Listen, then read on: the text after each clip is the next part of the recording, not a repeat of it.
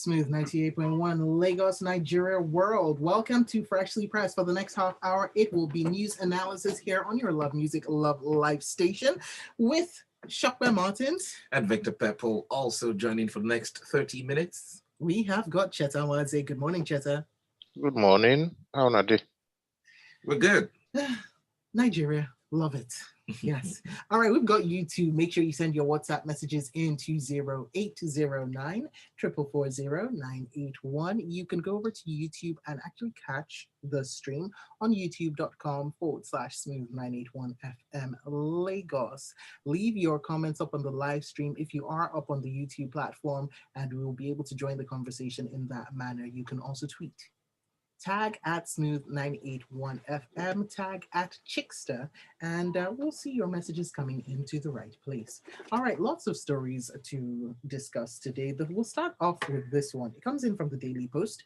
Nigeria at 62, banditry, kidnapping, and others still prevalent. This, according to the newly elected president of the Christian Association of Nigeria, Archbishop Daniel Oko.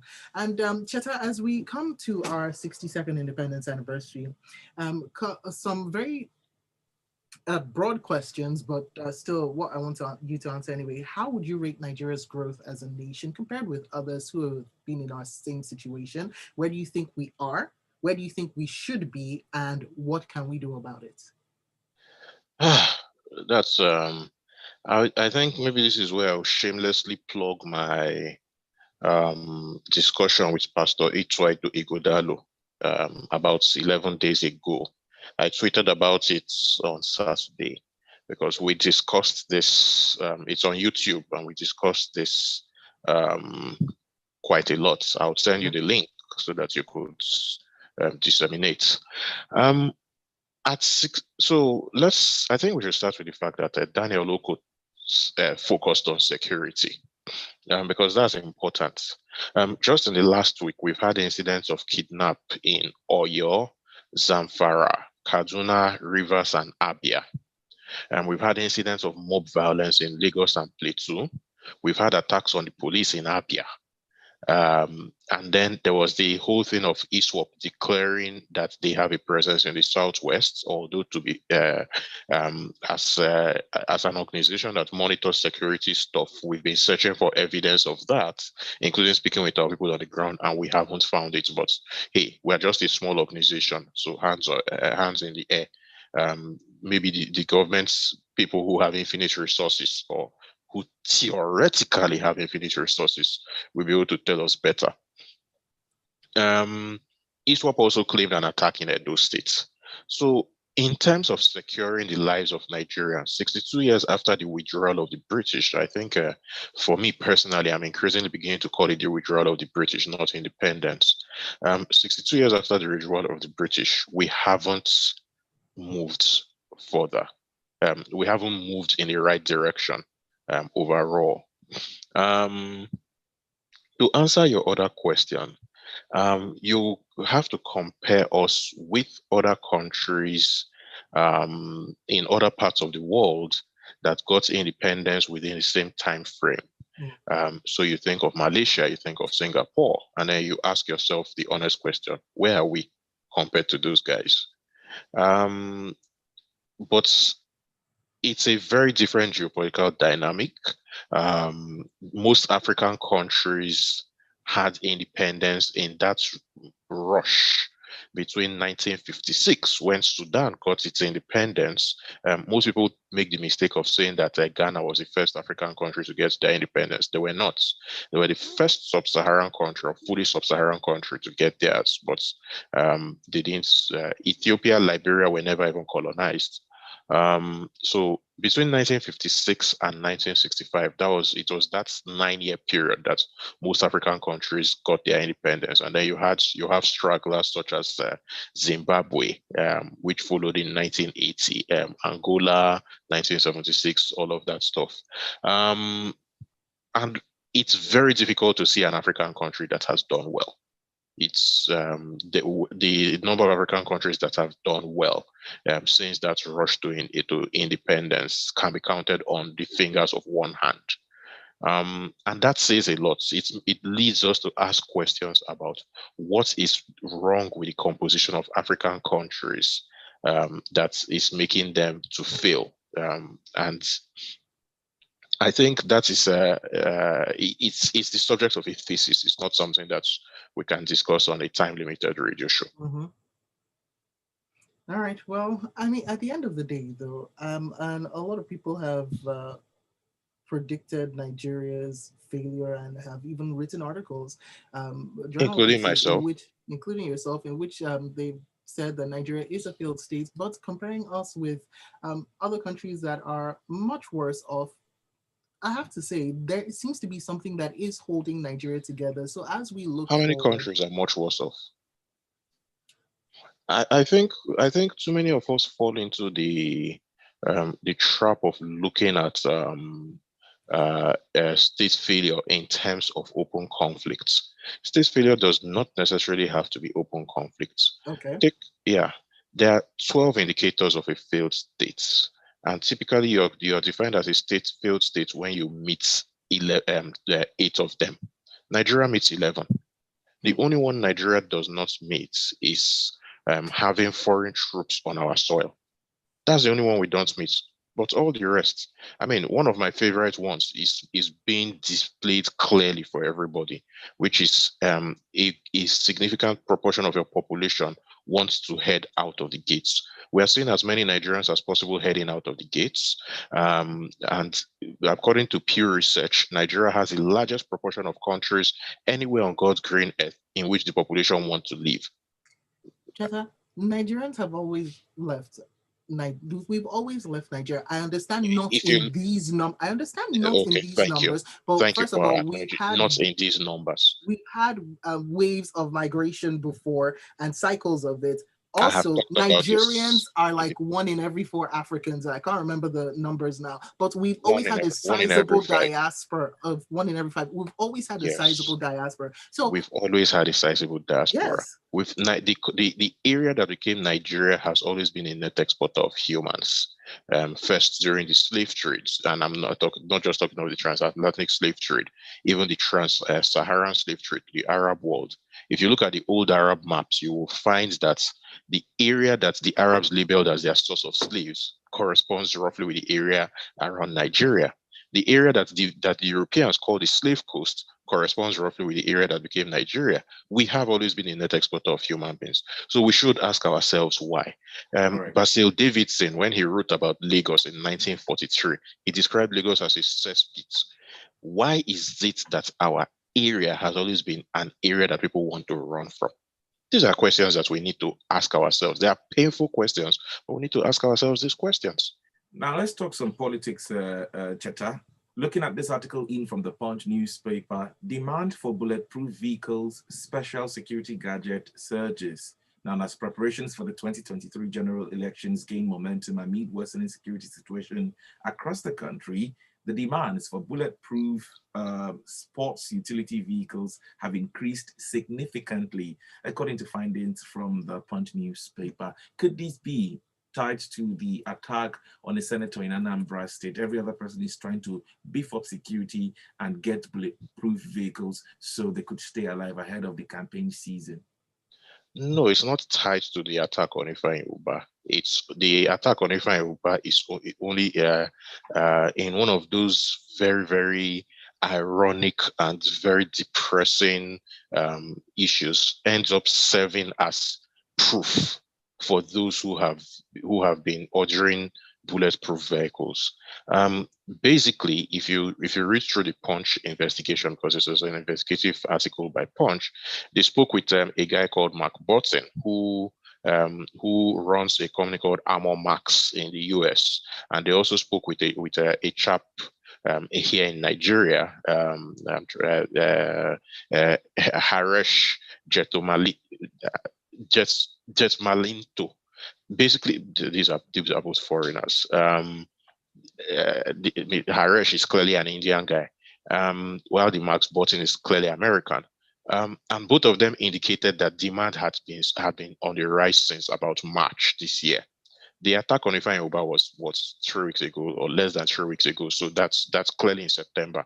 So 6 months, the demand has been on the rise at least for 6 months.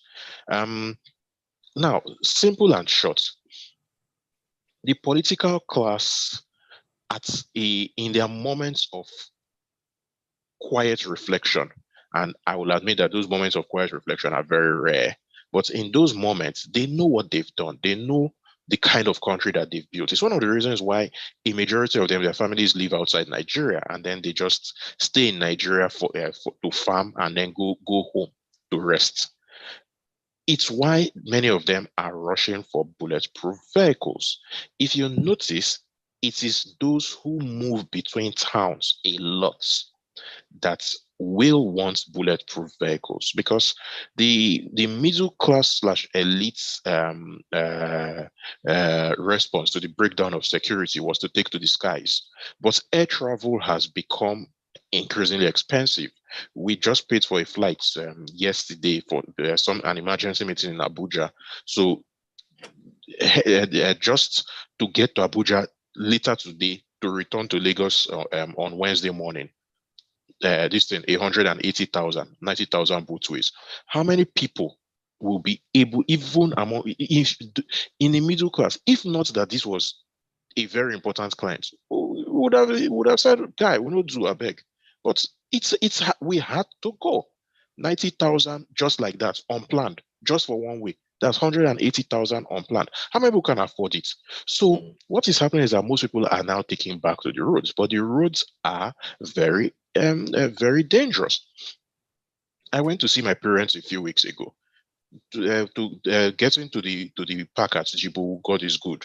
The first thing the driver said was, "We are not passing the Bini bypass because now there was people there."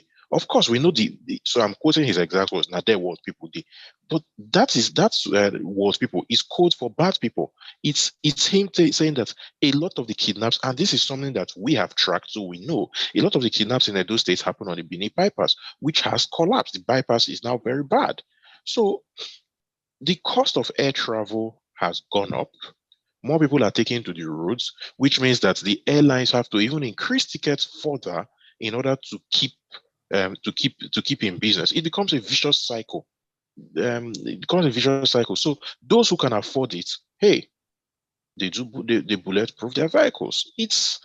I don't know why we deliberately fail to see the links between these things. All right. This is an interesting one from Michael from Ugudu up on WhatsApp that I had to go and just verify. Michael sending information, a breakdown of the numbers of people that got study visas from Nigeria from Nigeria to the UK over the years. He's saying, to buttress Cheta's point, and it shows in 2020 8,229, in 2021 36,783, and in 2022 65,929. Wow. You couldn't believe it, guys. I didn't see that coming from 8,000 to 65,000 in 2 years. So looking at the top he's correct. The data was published last week. You can go to the UK.gov site and get it. They said we got a 686% increase. Wow. In fact, more Nigerians have applied than Indians and Pakistanis. Indians was plus 215%. Pakistan was plus 377%. We are leading by a mile. In terms of absolute numbers, more Indians applied, but in terms of percentage increase, yeah, we were the top. So we are now the third most, the third largest number of applicants for British visas. And the reason why a lot of people are going to the student visa routes is that Canada takes a long time. People want to get out as quickly as they can. 65,000. My eyes won't stop blinking, guys. Wow. They won't stop blinking. More of your comments. Yes. So Dami Mola from Ikorodu says, our chickens have come home to roost across all parts of the countries, and they brought their friends with them. That's tough. And we have this other one from Sam. Sam is in Ota. He says, Nigeria is a famous state because the leaders fail to invest on education. Tell me one thing good that works in Nigeria. New light is security, new water perhaps it's saying no light, I don't know, but let me read it as it is. It says new water, good new health facilities, even for the old ones. Maybe some sarcasm there, I can't exactly tell, but thank you so much, Sam, for sending that message across. Okay, let's move on quickly to our next story. Yes, let's do that because I'm still stunned by the numbers, guys. From the Daily Post, PDP commends judiciary over refusal to relocate Osun Tribunal to Abuja. Now, as the election petition tribunal commences pre-trial sittings on the petition filed by Osun State Governor Oyetola against the victory of the PDP candidates at the July 16th governorship election, Senator Adeleke. We are hearing from PDP, who has commended the judiciary over the Court of Appeal over the request, the declination of the request by Oyetola that the tribunal should be moved to Abuja, citing security concerns. Cheta, I'd love to get your take on this. I think it's completely laughable that the governor of the states is citing security concerns for asking that a tribunal he has appealed for be moved. There's At no that point, there's no better display of the fact that he has failed in his job, and so that the people got it right in telling him to get the heck out of that seat. That is, as in, he just displayed that reason that he gave is just is the shining star of why he should not be there in the first place. Having said that, in terms of raw data, over the last 2 quarters, Osun has been the second most secure state in southwest Nigeria thus far this year after Ekiti. So what is Governor Oyetola talking about? I think we know. All right, let's move on now. Quickly, let's look at this article in from the Punch newspaper. Northern Elders Forum gives Tinubu Atiku conditions. I'll just read an excerpt from it. NEF on Sunday night says it will subject candidates of the various political parties seeking the votes of the North to a rigorous interrogation exercise until they're convinced about who has the capacity to fix the country. In fact, spokesman for the Northern Elders Forum, Dr. Hakim Baba Ahmed, spoke yesterday night on television and stated that the Northern Elders made a terrible mistake in 2015 when they charged the people to cede their voting bloc to President Buhari without requesting his blueprint. I'll take a quote from him. We will subject all candidates, including Atiku, Tinubu, and Obi, through a rigorous process. They had better be willing, because believe me, we carry the responsibility on our shoulders to advise the people in the North where to go. I'm not saying this to impress anybody. We will exercise that responsibility seriously. Cheta. I don't have much to say to this. I mean, I myself am a pressure group if the right journalists come to interview me and put me in the newspapers. We keep giving unnecessary power to these groups of people, and then making them reach shoulders. Aside from the fact that Hakim Baba Ahmed is his brother that is running on the for the Labour Party, VP for the Labour Party, what's real? Does he have structures like, say, MC Oluomo to move people on election day? The power that the media gives groups such as the Northern Elders Forum, Morik, and the rest of them, which are nothing more than the wet dreams of some old men, is overstated. It's just You the don't media think that the gives Northern them. Elders Forum has any influence on the votes in the North? No. If I were a candidate, I would be looking more to the imams. They are the ones that have the real influence. Imams and then traditional rulers, imams and then emirs. In the end, at the end of the day, though, and it's similar dynamics in the South. NURTW has more influence than Afenifere, for example, in the Southwest. Omata has more influence in getting people to vote. Although Omata, that's in the East now. Although Omata's influence has waned over the years, than in short, the East is probably the best example because there's clearly a disconnect between the led and the leaders in the East. But in the end of the day, we are giving too many of these political I've been trying to find a polite word and failing. So, but political jobbers, yes, that's a polite word I was looking for. We're looking at this, giving these political jobbers a lot of power. They don't have it.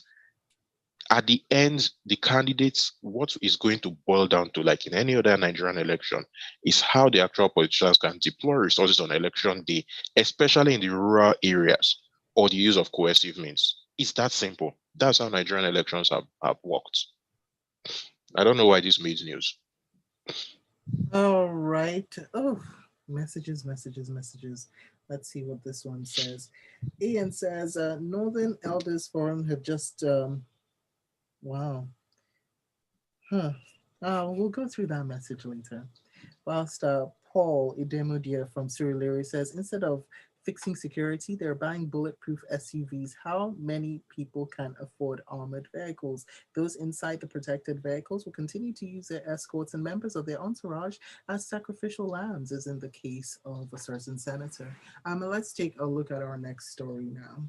This one comes in from The Nation. It's an interesting one from the Commandant General of the Nigerian Security and Civil Defense Corps, Dr. Ahmed Audi, who said, and this is a headline that comes across, why Nigerians can't be allowed to bear arms. Now, he said that it has, and I'm going to quote him here, it has to do with civilization and education. Even in it, and I strongly disapprove of it. Even now that there is no law in existence, you still have proliferation of small arms and light weapons in the hands of people. Now, Cheta, as we are in a situation where a lot of people have called for people to be given access to, well, obviously with licenses to bear Including me. arms to including yourself. Many times you said it on this show, being given access or the Argued right with to bear you arms. and Mr. C. Yes, you did. I remember clearly. Here's another chance. Go for it. But he has said, citing places like citing Europe, citing America. He says where they have the law, where virtually everybody, I'm guessing he's talking about America here, once you can drive, can have arms. They're trying to control it now because of events that have unfolded. And of course, just as we've seen what happens in America when people have been given the right to bear arms, and how many school children's lives have been lost.